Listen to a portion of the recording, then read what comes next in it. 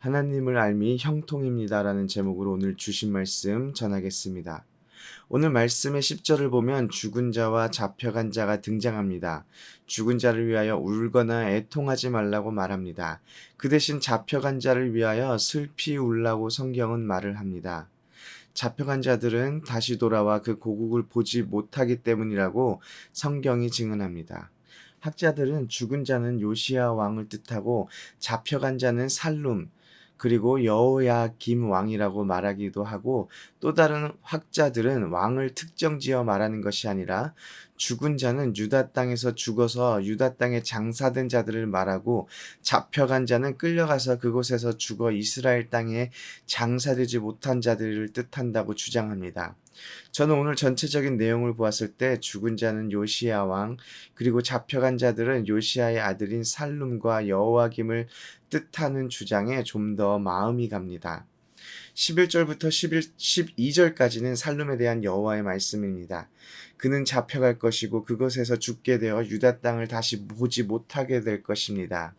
살룸에 대한 여호와의 말씀을 보면서 왜 살룸이 잡혀가게 되었는지, 어디로 잡혀가는지 이것저것 설명해 드리고 싶은데 11절과 12절에는 어떠한 이유나 조건도 나타나 있지 않습니다. 살룸은 요시야 왕의 네 번째 아들로 여호아스입니다. 약 3개월 동안 유다를 통치하다가 애굽으로 끌려가서 그곳에서 죽게 됩니다. 오늘 본문인 예레미야에서는 그가 왜 끌려가서 죽게 되었는지 설명하진 않지만, 에스겔서 19장 3절에서는 여호아스를 젊은 사자라고 별명하면서 젊은 사자가 먹이 물어 뜯는 것을 배워 사람을 삼킨다고 설명하였습니다.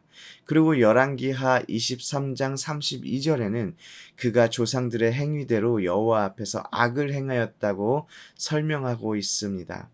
여호와 앞에서 악을 행하였던 그의 삶에 대한 그 결과를 그가 당하게 됐던 것으로 생각이 됩니다. 13절부터는 요시야의 둘째 아들 여호야김에 대한 여호와 하나님의 말씀입니다. 여호야김은 역시 19절을 보면 그가 끌려가서 예루살렘 문 밖에 던져지고 나귀와 같이 매장함을 당할 것이라고 말씀하십니다. 여호야김은 바벨론에 반란을 일으켰다가 바벨론에 끌려가서 거기서 어떻게 되었는지 알려지지는 않았지만 죽임을 당한 것으로 추측됩니다. 여호야김은 오늘 본문에서 두 가지 부분에서 책망을 당합니다. 13절을 보면 그는 집을 세우는데 부정한 방법을 사용했습니다. 더 큰 집과 넓은 다락방을 만들고 백향목으로 창문을 만들었지만 응당 지불해야 할 노동에 대한 대가를 지불하지 않았습니다. 이게 사람이 타국에 끌려가서 죽을 정도의 잘못인가 싶기도 하지만 여호야김이 세우는 집은 왕궁입니다. 왕궁을 만드는 것에 백성들을 강제로 동원해서 일을 시키고 거기에 대한 대가를 지불하지 않는 그런 행동은 마치 출애굽기에서 바로 왕이 이스라엘 민족을 착취하고 갈취하였던 것을 떠오르게 합니다. 그에 반해서 여호야김의 아버지 요시야 왕은 정의와 공의를 행하였고 그런 그는 형통함을 경험하였다고 성경이 증언하고 있습니다. 두 번째로 17절을 보면 여호야김은 두 눈과 마음은 탐욕과 무죄한 피를 흘림과 압박과 포악을 행하려 할 뿐이라고 성경이 고발하고 있습니다. 17절이 무엇을 뜻하고 있는지 전혀 모르겠다 하시는 분은 없으실 것입니다. 여호야김은 자신의 욕심과 욕망을 채우는 것에 그의 모든 삶의 초점이 맞추어져 있었습니다. 그에 반해서 그의 아버지 요시야 왕은 16절에 가난한 자와 궁핍한 자를 변호하였다고 기록되었습니다. 그리고 그는 역시 형통하였습니다. 여호야김이 자신의 아버지 요시야와 계속 비교가 되면서 여호야김은 결국 끌려가서 죽게 될 것임이 선포됩니다. 그리고 하나님께서 원하시는 삶을 살았던 요시야는 형통하였다고 두 번이나 성경에 기록되었습니다. 그런데 요시야의 삶을 보면 요시야가 어떻게 그의 삶을 마무리하였는지 아십니까? 북진을 위해서 국경을 열어달라고 요구하는 애굽의 느고 왕과 전투를 하다가 무깃도에서 죽임을 당했습니다. 느고 왕이 그냥 지나간다 했으니 지나가게 하면 되는데라고 생각할 수도 있지만 사실 그런 문제가 아닙니다. 임진왜란은 도요토미 히데요시가 명나라를 정복하기 위해 길을 열어달라는 요구와 함께 시작됐습니다. 성경에서 선한 왕이라고 불리우고 종교 개혁을 통해서 유다를 영적으로 각성시켰던 요시야 왕이 정말로 형통한 왕이라면 북진을 하기 위해 길을 열어달라고 요구하는 애굽의 느고 왕을 무찌르고 당당하게 예루살렘으로 돌아왔어야 하는 것이 아니겠습니까? 하지만 그는 시체가 되어서 예루살렘으로 돌아왔습니다. 그때가 39의 아주 젊은 나이였습니다. 39의 아주 젊은 나이에 죽임을 당한 요시야 왕의 삶을 보면 형통한 삶이었다, 부러운 삶이다 말하기에는 사실 어려움이 있습니다. 그런데 예레미야는 요시야 왕의 삶을 두고 형통이라는 말을 2번이나 사용했습니다.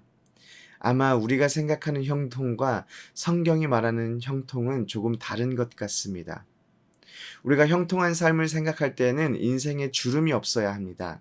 형통한 삶은 하는 일이 다 잘 되고 건강에 문제도 없고 자식들이나 배우자가 속썩이지도 않고 장수하는 그런 삶입니다. 하지만 예레미야가 말하는 형통한 삶은 오늘 말씀 16절을 통해서 알 수 있습니다.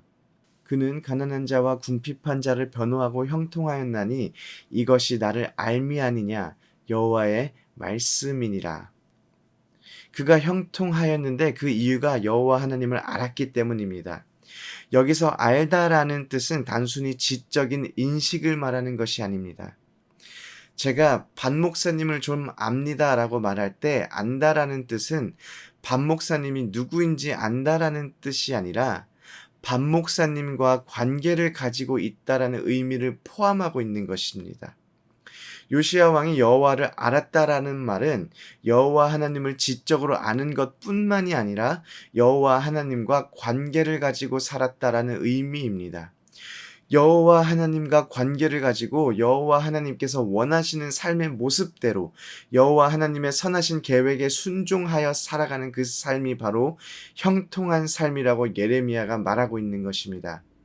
그렇기에 하나님을 주인으로 모시고 살아갔던 요시야 왕을 형통한 왕이라고 할 수가 있습니다.